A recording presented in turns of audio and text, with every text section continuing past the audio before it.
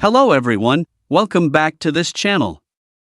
In this video, I will show you the easy and clear steps on how to turn off assignment notifications on Wrike application. So how to turn off assignment notifications on Wrike application. Make sure you keep watching this video until the end.